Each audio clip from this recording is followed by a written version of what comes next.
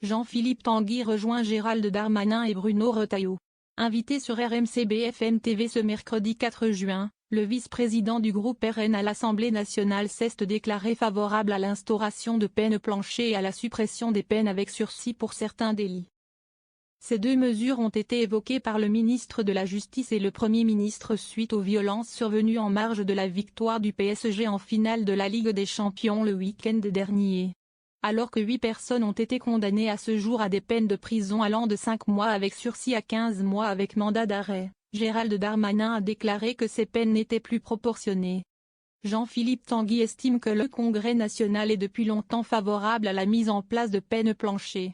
Nous les avons proposées pendant les vacances parlementaires, mais elles ont été rejetées, sans même les amender, a-t-il dénoncé ce mercredi. Dès qu'il y a eu des émeutes, il était trop facile de détourner le programme de la Royal Navy pour rassurer les Français, a-t-il déclaré. Jean-Philippe Tanguy a assuré que son parti voterait pour tout ce qui va dans le bon sens, tout ce qui améliore la sécurité de la France et contrecarre les attaques menées contre notre pays, contrairement au parti de Macron et au LR de Retailleau. Concernant la suppression des peines avec sursis pour les peines légères, le député RN la soutient pour les atteintes aux forces de l'ordre, aux pompiers, aux médecins, aux personnes détenant l'autorité ou exerçant des fonctions de service public, mais aussi pour les Français en général, dans leur intégrité physique. Jean-Philippe Tanguy a évoqué le caractère sacré de l'intégrité physique des Français. Il ne faut pas prendre à la légère le recours à la violence, la méchanceté gratuite qui plonge nos compatriotes dans une angoisse extrême, notamment les femmes, a-t-il ajouté. Depuis les troubles autour des célébrations des supporters parisiens, les réactions politiques se sont multipliées. Mercredi, Bruno Retailleau a déclaré vouloir apporter une réponse judiciaire et technologique à ces comportements incivils. Sur RTL, le ministre de l'Intérieur a notamment proposé d'abroger le texte de 2019 de Nicole Belloubet, qui supprimait les peines de moins d'un mois et encourageait l'aménagement des peines de moins d'un an.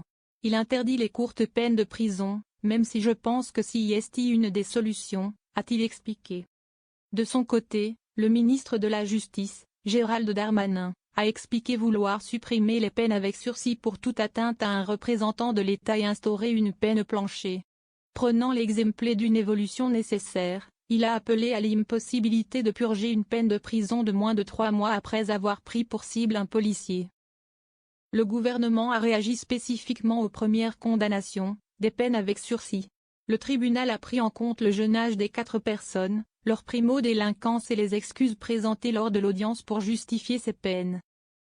Cependant, des peines de prison ont également été prononcées contre certains auteurs de violences, notamment à Paris et à Amiens.